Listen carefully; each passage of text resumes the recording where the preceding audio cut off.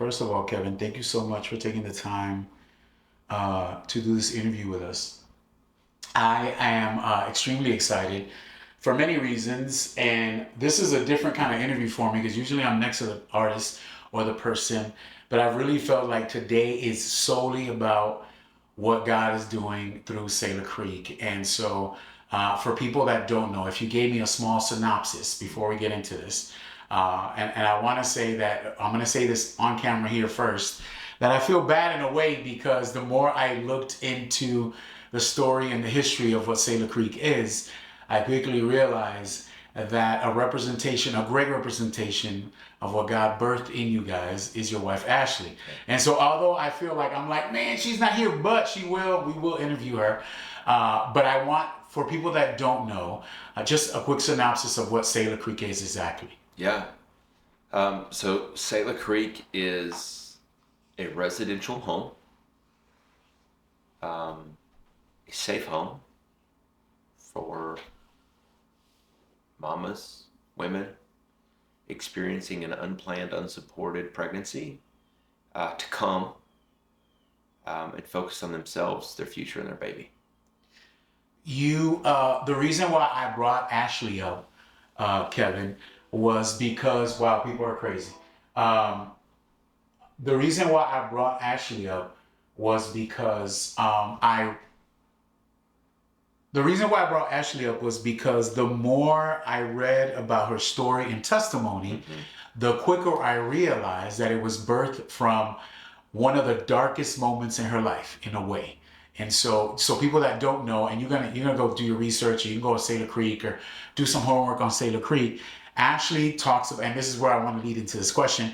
Ashley speaks about being 19, being confused, being pregnant, sort of not planned, being with you at the time, and there was all these questions, fears, and at the same time she was sort of dealing with a crossroads in her faith. And so being that, I wanted to get this perspective, and this was interesting to me. You being that, because you were young at the time too, and you're a young chicken right now too. I don't care what nobody says. How was your thought process? How from being the husband at the time, where you were boyfriends? I don't think you guys were married at the time. Were you married? We actually broke up. You broke up. Okay, we had separated and walked away. Okay, so you guys relationship. Okay, but she was came back. She came back. I said, "Hey, I'm pregnant." Wow. Okay, so what was your thought process at the time? Being like, this was your first time being a dad, right? Yeah. How was that process for you, Kevin? Like hearing this girl that you weren't with at the time saying you're pregnant. Honestly, it was funny to hear from her side that you were actually receptive and being like, we're gonna sort of make this work. How was that side? Walk me through what that looked like. So people that may not know, and I say this, the reason why I'm asking this is because in a way, this is the foundation or birth of what God was starting to build up to this thing that later became Selah Creek. Yeah. But talk to me about that process. Was like, you're hearing this conversation from a young lady that she was telling me you got, well, what I read and heard was you guys were on and off, back and forth. Yeah. But then at this point, you're sort of like, okay, I'm the baby daddy, I'm the father. Walk me through what that process looked like back then when you remember. So she came to me, and I mean, it was Mother's Day weekend. Yes, that's what I remember. She Mother's said Day that. weekend, and she called me, and I wouldn't take her call. And she kept blowing me up. And dude, she showed up. I wouldn't take her call, and she showed up at my door. I was like, "What?" She told me she was pregnant. Oh. Walk me through that, man. Being a dad, I'm a father. I've been a father for 11 years. You've been a dad a long time. Was there fear? Was there a moment like, did you know that was your baby? You're like, oh, this is my baby. Yeah. I'm about to. Well, shock. Okay. So shock, I think shock was the first emotion, right? Because this isn't how it's supposed to be. This is not how this goes. All right, I grew up in the church, went to church every Sunday, every Wednesday, okay. This is beyond me. I don't get down my like dad this. is a deacon, my mom is a missionary, right? I'm that wild missionary kid. And this is not how this is supposed to be written. Did you instantly say, I'm gonna take care of this? Yes, absolutely. Yeah, absolutely. she said so. That. There was no doubt. So yeah, shock And then and before, I mean, in that same conversation, I was like, hey, I will take care of you, and I will take care of my son. Like, we'll figure this out. This is going to be new for both of us, but I will be here. Like, I'm not going anywhere. So I knew the best way, even in that moment, within the first 30 seconds of me finding out I was going to be a dad, the best way for me to take care of my son is to take care of his mom. And so through that relationship, even though we didn't start really dating again, we had a relationship.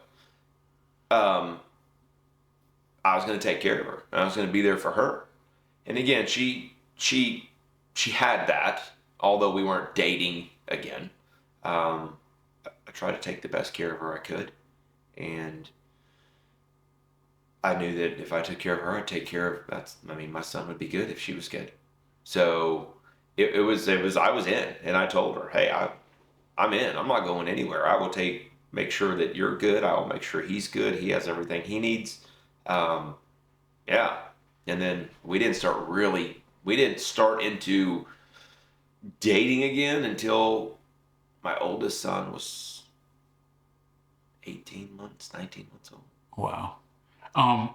The beauty of why I am so enamored about this story is that some people would think that the birth of Selah Creek was from this beautiful, perfect marriage that was like, yeah, like white picket fence and like it wasn't that. It comes from a grimy, messed up, dark moment. And even through that, as I continue to search through Ashley's story and your story, she said something that really impacted me. She said, I was scared, confused, and honestly, at some point, I was even thinking about giving, like people were giving me suggestions, even at church, that possibly you should get rid of the baby. And the crazy thing is, through all of that, she said there were some women that were really pivotal in the growth of her, helping her nourish, like with the growth of her son.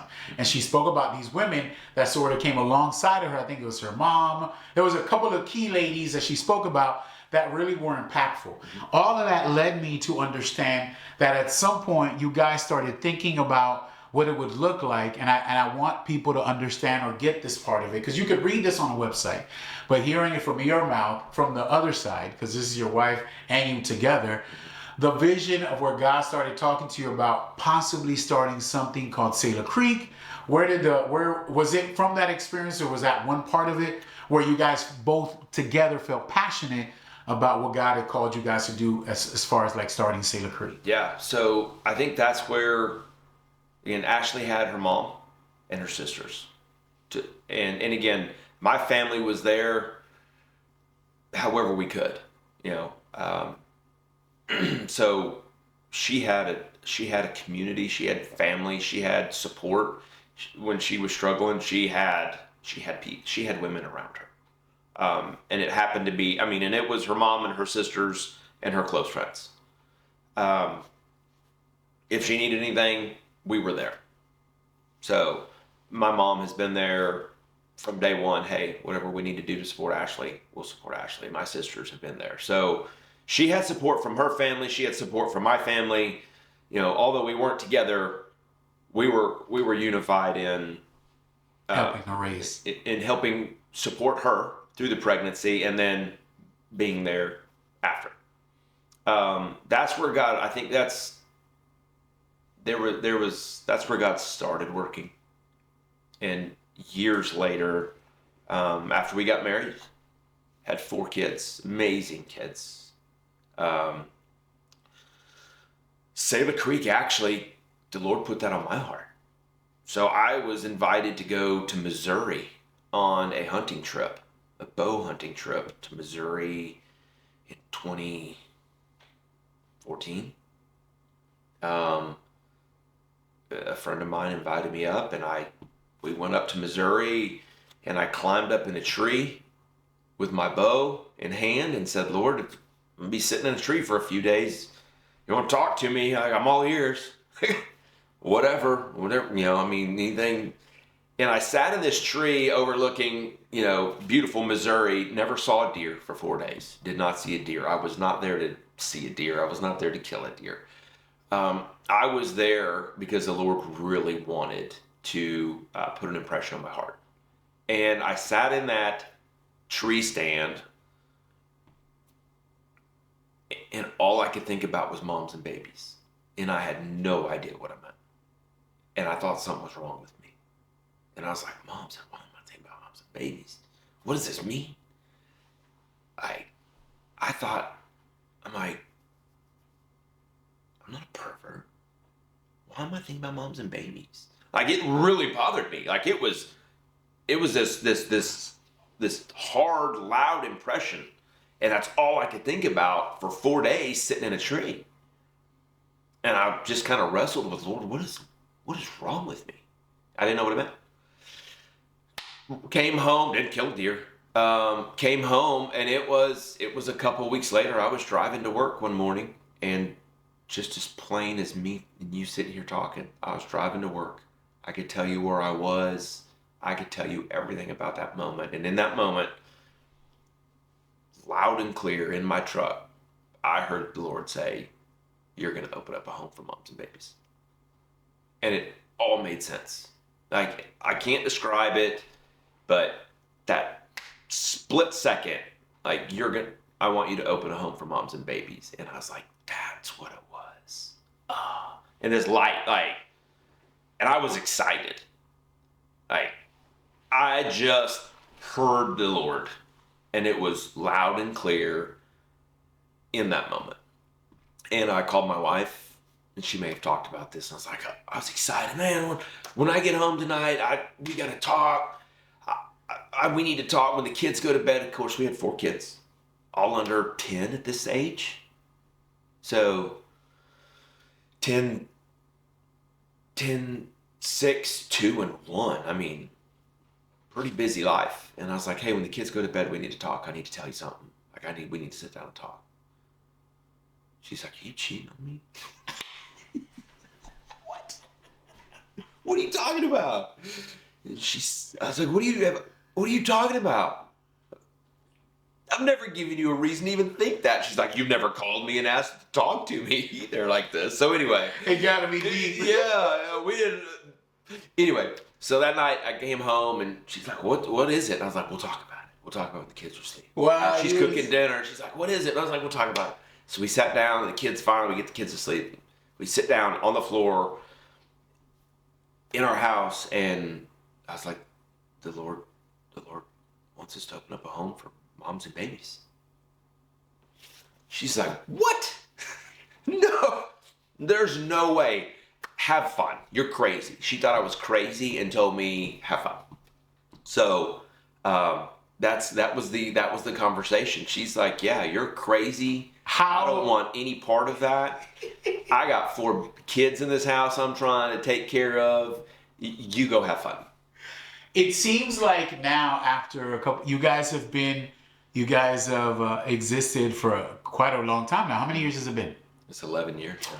It seems like your wife has not stronghold, but she pretty much guides that thing with God has really entrusted her to forefront that thing. Yeah. She's not only a spokesman, she is a living proof of what it could look like when there's community and support. Absolutely. Speaking of that and the beginnings 11 years ago, I want you to sort of walk me through, you don't have to go too much in detail, what that looked like, because how do you start a home for moms? That's great. And how do you because I'm trying to think. We had no That's idea. what I'm saying. And so I want people to get some of the rough neck beginning parts of it to sort of understand, to navigate that for maybe somebody who may be watching and being inspired, like, oh, you guys, me doing this or doing something else. What did that look like those first days when you guys began? Were there some pivotal people that came around, some community, some insights, some mentorship? What did that look like at the beginning stages? So, great question. And the short answer is that, man, God had it all figured out. So all we had, the idea, right? Yeah. And then a buddy of mine, one of my dear friends from high school, who I still talk to every day since high school, talked to him this morning actually. He and I did fishing tournaments, and we were really into competitive fishing. We put fishing tournaments on. We had our own charity fishing tournament. We did it Tuesday night. Anyway, We did a fishing tournament in East Texas for a maternity home. Oh, shit. So back up 3 years, we were traveling to Longview to go put on a fishing tournament for a maternity home as a fundraiser. And they would pay us to come out there and do it. So when the Lord put this on and God had put that, I mean, he knew, he used fishing. Yeah. And he was connecting the pieces and he was plugging us into a maternity home in East Texas. Wow. And when he put that on my heart, I called one of the people that I knew from there. And I was like, hey, I think the Lord's calling. I think we're supposed to open up a home for moms and babies. I have no idea. Like, no idea. Right? It's like the Lord telling you to go build a flux capacitor. Like, I don't even know what that is. I don't know nothing about it. So I started making phone calls. And I called Chuck. Chuck connected me to Stephanie. Stephanie Fears, amazing. And she's like, this is amazing. This is going to be so awesome. It's going to be great. Knew nothing. And she would call. She sent me information. Long story, she called one night. So Ashley, one night we're getting ready for bed, and she asked me, she goes, hey, how can I pray for you? And I said, you know, your wife asked this year, how can I pray for you? I said, I want to be a difference maker. Like, I want to be a difference maker. And a couple of days later, Stephanie calls and she's like, you and Ashley need to go to Missouri. And I'm like, Missouri? You know, I was in a tree in Missouri and the Lord put this on my heart. You know, what's in Missouri? And she's like, there's a conference coming up. Y'all need to go to it. Okay, yeah. We'd never even been away together. We'd never had a honeymoon. Ashley and I had never been away together. And anyway, she looks it up. She's actually laying in bed on her computer. And I'm, you know, brushing my teeth and getting ready. And we're kind of just talking and chit-chatting. And she's like, well, what's this conference? And what is it? And I was like, I don't know, but Stephanie said we should go. The Lord told her to call me and tell us that we need to go to Missouri. And she pulls it up, and the name of the conference is Difference Makers. And Ashley turns her computer around and she looks at it. She goes, I think we're going to Missouri. So we end up in Missouri almost a year to the day that I went on that deer hunt. We go right back to Missouri, down the same road, back to Missouri. We walk into this big place to go look for answers. Knew nothing, right? We don't know what's there, but this is where the Lord's leading us. And this lady from East Texas, she said we should go there, and that's where we're going to find answers. So we walk in there, huge conference. And we walk into this vendor area where there's a bunch of tables, and we walk up to this table. It says National Christian Housing Coalition. Christian housing, cool. You know, maternity homes, maybe they have answers. So we walk up to this table, and there was 5 or 6 people there, and we said, hey, introduced ourselves, and I think the Lord's telling us that we need to open up a home for moms and babies. And they were like, oh my gosh, this is awesome. This is great. This is right where you need to be. This is going to be so amazing. And we met the NCHC. And man, those people, the NCHC, those men and women who were there, who did exactly what we do now. They had been doing it, and they made themselves available to people who wanted answers and didn't know. And we started asking them questions, and they poured into us. We connected with them at that conference. They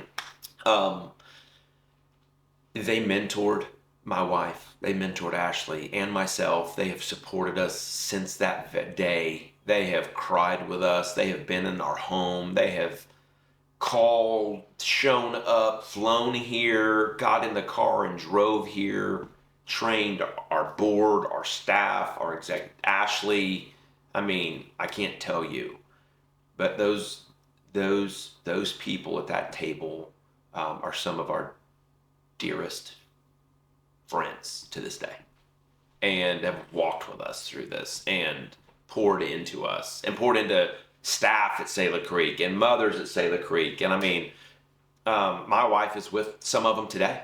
I mean, they drove to East Texas to go. They're at Stephanie's right now, Just beautiful. working on a grant. trying to figure it out. So, the Lord took us to And Missouri. And he's equipped you guys with tools. Yeah. And so now Ashley serves on that board. So Ashley has met them, been mentored, poured into it, and You now said the NC? in the National Christian Housing Community. Got it. So it is a national organization that serves homes just like Selah Creek. Wow. So new homes can go there and ask questions, and there are people who've been doing this for 40 years, Wow. 30 years, 20 years, who have answers, who can tell you what it looks like, what you're going to go through when you're like, oh yeah, we're going to do this and this and this, and they're like, no, you're not. No, you're not. It's and here you got to do it this way if you're going to do it. Yeah, they did that to us. So we had this idea, and they're like, okay. They walked with us, and they have mentored and coached, and now they're just dear friends. And now again, Ashley joins them at the NCHC, serving new homes, existing homes, training boards, training executive directors, writing curriculum, helping those scared to death people who have this heart to serve moms and babies, walk alongside them and kind of help them just guide them, help them, serve them. And we have the NCHC. Actually, this year, we are hosting the NCHC National Conference in Dallas. Oh, wow. So we'll have homes from all over the United States, Canada. There's been homes that come from South Africa. There's been homes that come from South America. All over the country. We'll gather in October here in Dallas for worship, for refreshment, for training, boards, new boards, existing boards, learning, hey, what's working for you? How did you guys navigate this? We'll all meet in Dallas, and we'll have 5 days of just refreshment, being encouraged, because this is hard. It's hard. You mentioned hard, and it leads me into the part I was really intrigued about knowing, because I feel like many times when we talk about like God calls us to do certain things or ministry in general, we often paint a picture that's not realistic in a way. And so it got me thinking about this key word, Kevin, and Ashley. At some point I'll probably ask you the same exact question because I think her perspective might be a little different. Burden. What is the real burden and the hard part of guiding or spearheading this ministry that's called Selah Creek? And I know you're not just going to talk about the great things, and we'll get that to in a second, because there's one prime question I have about Selah Creek when it comes to success and seeing what the grand picture of it is at the end of the road, especially when you go through Selah Creek. But we're talking about, since we talked about the beginning stages, there is a hard part to it. And so I wanted to understand what the burden of having a home is like, the real about, because there's, as you were talking a second ago at the beginning of our first part of the interview, I was like, oh my God, when you have a ministry like this and God has called you to this, there's a tremendous amount of responsibility that comes with it. And that's everything. That's financial, that's security, that's housing. So in retrospect, when people clearly understand a simple concept of what Selah Creek is, give me a walkthrough. You're a mom. You come to Selah Creek. What does a day at Selah Creek look like when you are admitted into Selah Creek as the program? Okay. Or just the house? A day in the life. A day in the life at Selah Creek. Okay. If today we have a new mom who has gone through the process and is being accepted at Selah Creek with her baby, what does that look like? Yeah. So we have moms come into Selah Creek, and each mom's day is going to look a little bit different. Okay. Because each mom's different. Yes. And we serve her. So it's always people over program. So we have a program at Selah Creek, which again we're going to help them get signed up for medical care, right? so they can be seen. So they can have medical attention, prenatal, all the things that pregnant women need. We're going to help them do that. We're going to help them get signed up for childcare. We're going to help them get signed up for the essentials that they need to be strong, independent mamas. But that day could look different. It depends on, again, when she comes to us, is she a month? She's maybe she's 6 weeks pregnant. Well, that's a little bit different than a mama that comes to us that is 8 months pregnant, right? Mom that's 8 months pregnant, man, we're on the verge of having this baby. And so we need to prepare for that. So,